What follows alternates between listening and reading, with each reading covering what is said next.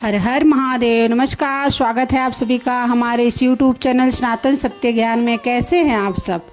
आइए सुनते हैं छठ मैया का रुला देने वाला ये पावन कहानी। छठ पूजा क्यों मनाई जाती है, जानिए छठ मैया की अद्भुत कथा। यह कहानी है उस महापर्व की जिसमें सूर्य देव छठी मैया की आराधना से मनुष्य अपने जीवन में सुख, समृद्धि और संतान का आशीर्वाद पाता है। सूर्य देव जो संपूर्ण जगत को प्रकाश और ऊर्जा प्रदान करते हैं, उनकी एक बहन थी छठी मैया, जिन्हें षष्ठी देवी भी कहा जाता है। छठी मैया का जन्म ब्रह्मा जी के मानस से हुआ था। वे प्रकृति और प्राण शक्ति की देवी हैं। उनका स्वरूप अत्यंत कोमल और मातृत्व से भरा हुआ है। वे बच्चों की रक्षा करती हैं, माताओं को संतान सुख प्रदान करती हैं और परिवार में सुख शांति बनाए रखती हैं। ब्रह्मा जी ने छठी मैया को एक विशेष जिम्मेदारी सौंपी है, नवजात शिशुओं की रक्षा करने की और उन्हें दीर्घायु प्रदान करने की। यही कारण है कि जब कोई बच्चा जन्म लेता है तो छठे दिन छठी मैया की पूजा की जाती है, क्योंकि माना जाता है कि इसी दिन वे नवजात शिशु के भाग्य की रेखा लिखती हैं।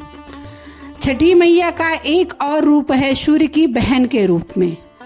सूर्य देव और छठी मैया का संबंध बहुत ही अटूट है। सूर्य जहाँ जीवन देते हैं, वहीं छठी मैया उस जीवन की रक्षा करती हैं। अंग देश में राजा प्रियव्रत का शासन था। वे एक न्यायप्रिय, धर्मपरायण और प्रजापालक राजा थे। उनकी रानी मालिनी सौंदर्य और गुणों की खान थी।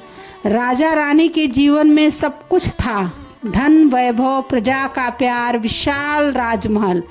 लेकिन उनके जीवन में एक गहरा अंधेरा था, एक ऐसा दुख जो सारे सुखों को निगल जाता था। उनके कोई संतान नहीं थी। वर्षों बीत गए। राजा और रानी ने अनेक यज्ञ करवाए, हवन करवाए, दान पुण्य किए, तीर्थों की यात्रा की, लेकिन उनकी गोद सूनी की सूनी रही। हर अमावस्या की रात रानी मालिनी अपने कक्ष में अकेली बैठकर रोती थी। उनके आंसू महल के संगमरमर के फर्श को भिगो देते थे, लेकिन उनके दुख की कोई सुनवाई नहीं होती थी।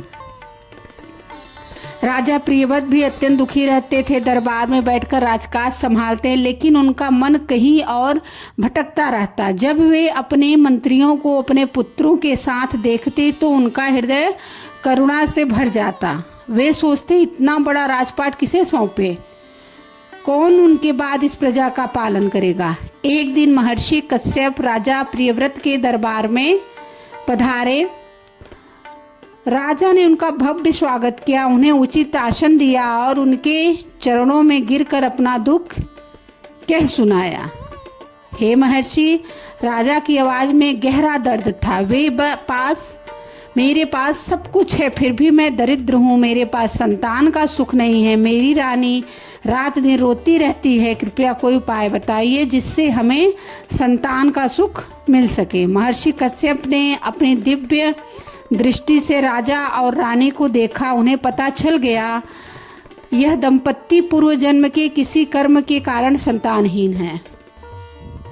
लेकिन उनकी श्रद्धा और भक्ति देखकर महर्षि का हृदय पिघल गया। राजन, महर्षि ने गंभीर स्वर में कहा, मैं एक पुत्रेष्ठी यज्ञ करवाऊंगा।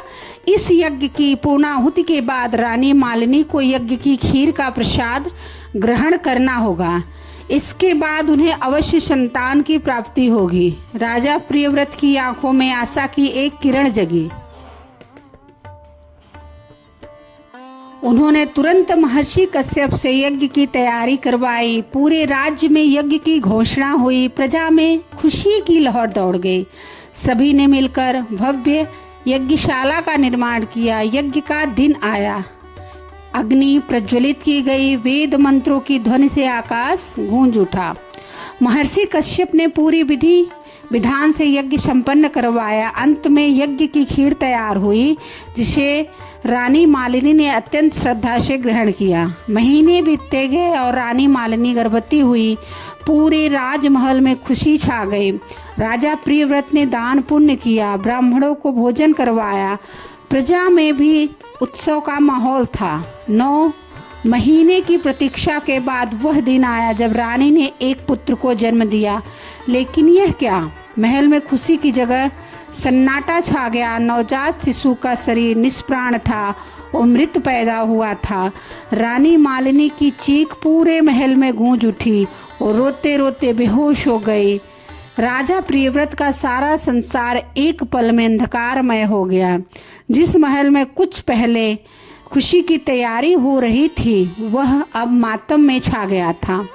राजा अपने मृत पुत्र को गोद में लेकर फूट फूट कर रो रहे थे। हे भगवान, उनकी आवाज में असीम पीड़ा थी। यह कैसा क्रूर मजाक है, पहले संतान नहीं दी और अब मृत संतान देकर हमारा जीवन नरक बना दिया। यह कैसा न्याय है। रानी मालिनी की स्थिति और भी भयावह थी। जब उन्हें होश आया, उन्हें पता चला कि उनका पुत्र जीवित नहीं है तो उनका हृदय टूट गया। वे अपने मृत शिशु को छाती से लगाकर रो रही थी। मेरे बेटे, रानी बिलाप कर रही थी। इस दुख की घड़ी में महर्षि कश्यप फिर से राजमहल में पधारे। जब उन्होंने यह दृश्य देखा तो उन्हें अत्यंत दुख हुआ, लेकिन वे जानते थे कि यह सब एक कारण से हो रहा है। महर्षि ने राजा को बुलाया और कहा, राजन, शोक मत करो, अभी भी एक उपाय है, लेकिन इसके लिए तुम्हें और रानी को अटूट श्रद्धा और विश्वास के साथ एक व्रत करना होगा। महर्षि कश्यप ने कहा, राजन, छठी मैया की पूजा करो। वे प्राण शक्ति की देवी हैं, षष्ठी देवी है। वही नवजात शिशुओं के भाग्य की रेखा लिखती हैं। उनकी कृपा से मृत शिशु में भी प्राण आ सकते हैं। रानी मालिनी ने तुरंत कहा, महर्षि, मैं यह व्रत करूंगी, कितना भी कठिन क्यों ना हो। मैं अपने पुत्र के लिए सब सहन कर लूंगी, बस मेरा बेटा जीवित हो जाए। राजा प्रियव्रत ने भी कहा, महर्षि, हम दोनों मिलकर यह व्रत करेंगे। महर्षि के जाने के बाद राजा और रानी ने व्रत की तैयारी शुरू कर दी। उन्होंने प्रण किया कि जब तक छठी मैया उनके पुत्र में प्राण नहीं फूंक देती वे अन्न जल ग्रहण नहीं करेंगी। तीसरे दिन सुबह से ही व्रत की तैयारी शुरू हो गई। बांस की टोकरी में फल रखे गए, नारियल, केला, सिंघाड़े, अदरक, ठेकुआ बनाया गया गेहूं के आटे, गुड़ और घी से। यह प्रसाद बनाते समय अत्यंत पवित्रता का ध्यान रखा गया। शाम होने खुद ही रानी मालिनी घाट की ओर चल पड़ी। उनके साथ राजा, दासियां, सेवक सभी थे। नदी के किनारे पहुंचकर रानी ने जल में खड़े होकर डूबते सूर्य को अर्घ देना शुरू किया। जैसे जैसे सूर्य डूब रहा था, रानी का विश्वास बढ़ता जा रहा था। अंत में सूर्य पूरी तरह से डूब गया। रानी ने अंतिम अर्घ दिया और नदी से बाहर आ गई।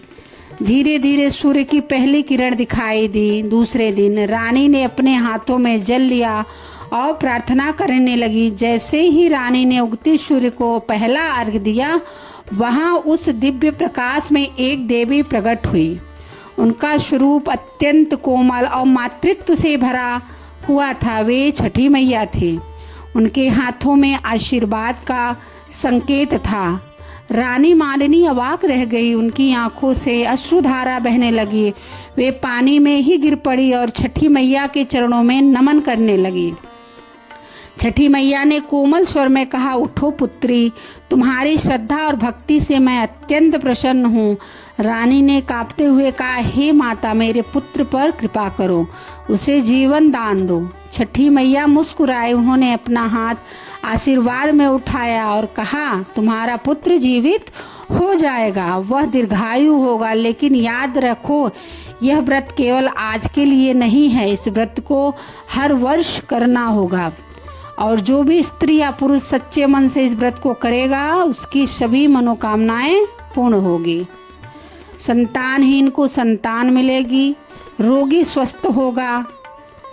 सभी को छठ पर्व की बधाई। नमन है आप सभी को जिन्होंने इतने धैर्य और श्रद्धा से इस कथा को सुना। छठ पूजा की जय हो, छठी मैया की जय हो, सूर्य देव की जय हो। सभी को छठ पर्व की बधाई। छठ माता सूर्य भगवान आप सभी के पुत्र की रक्षा करे, घर परिवार की रक्षा करे, घर में खुशियां दे, खूब खुशियां दे। हर हर महादेव। श्री शिवाय नमस्तुभ्यम। जय भोलेनाथ।